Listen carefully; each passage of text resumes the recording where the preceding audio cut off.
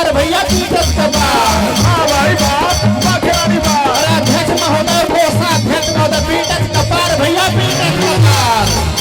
वाह भाई वाह खिलाड़ी बात। और होली में दोनों के बीच हो गए फरार। बोलो हैया हैया।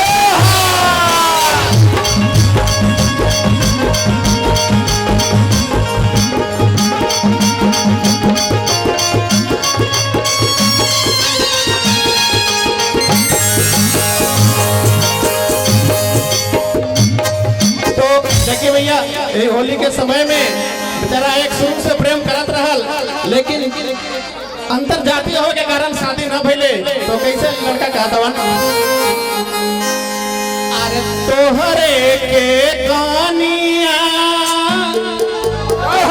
बनाई दिए धनिया हो।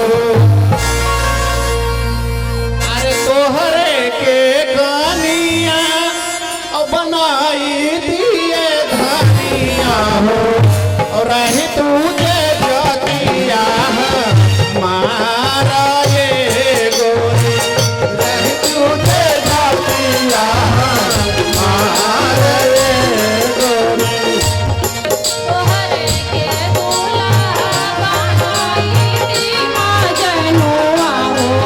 तोहरे के दुल्हा बनाई दी मजनुआ हो।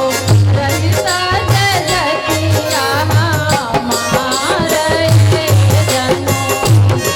रहिता जतिया हमार ये जनू।